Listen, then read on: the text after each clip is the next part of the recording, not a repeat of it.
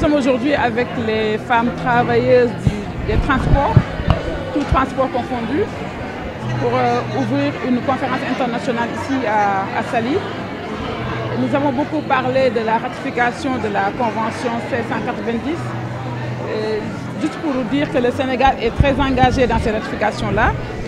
Et ça vient d'être évalué le nombre de pays qui ont ratifié et que nous voulons être parmi ces pays-là qui vont ratifier cette convention avant la fin de cette année. Donc aujourd'hui, je suis venue avec l'engagement du chef de l'État, surtout l'instruction de la plus haute autorité pour une ratification effective de cette loi 190, qui est une loi qui intéresse beaucoup les travailleuses du secteur des transports. Et donc c'était pour vraiment leur encourager, mais également leur montrer la disponibilité de l'État du Sénégal à encadrer les travailleuses des transports. Nous avons eu aujourd'hui l'occasion de parler des disparités qui existent dans les conditions de travail quand on prend les femmes et les hommes, donc de l'inégalité qui existe dans les secteurs tels que le secteur du transport, qui est un secteur fortement dominé par les hommes. Donc nous avons aujourd'hui l'occasion d'évaluer les conditions des femmes qui sont dans le secteur, mais surtout d'appeler à plus d'équité, plus d'égalité de chances dans le secteur des transports.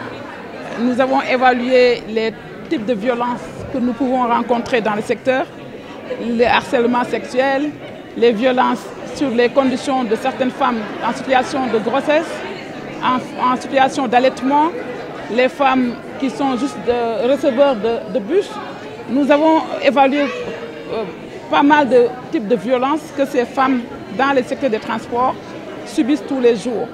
C'est une occasion pour nous d'inciter tout le monde, surtout les hommes, à plus de considération pour ces femmes-là.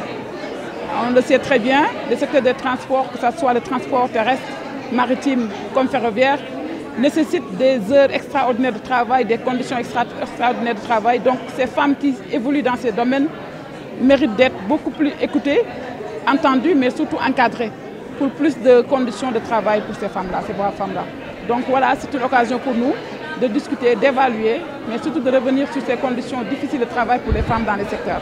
Je suis très heureux de pouvoir assister à ma qualité de coordinateur à ITEF Sénégal, que le Sénégal est honoré, et que c'est une grande organisation qui prend en compte les 4 transports, le transport aérien, le transport maritime, le transport ferroviaire, le transport routier.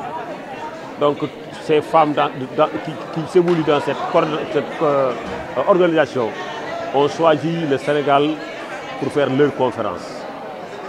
Leur conférence, c'était pour marquer et témoigner leur dignité dans leur lieu de travail.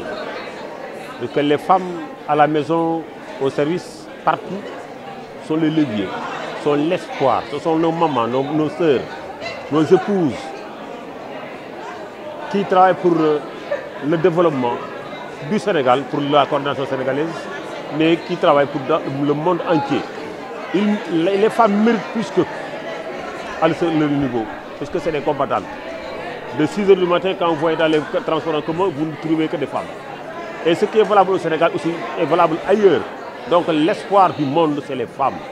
Donc ils sont harcelées, il leur manque beaucoup de choses, mais elles en sont conscientes pour revendiquer leur place, parce qu'ils ont mérité plus que cela. Donc moi, je les accueille et je les soutiens aussi à ma qualité de coordinateur. En tout cas, elles feront ici 3 jours de discussion pour pouvoir étaler tous leurs problèmes et faire une évaluation globale pour tirer les conséquences. Et que le président de la République a été saisi pour la présence des femmes venant du monde. 70 pays sont là, plus de 250 femmes sont là. Donc pour une seule cause, le droit de la femme.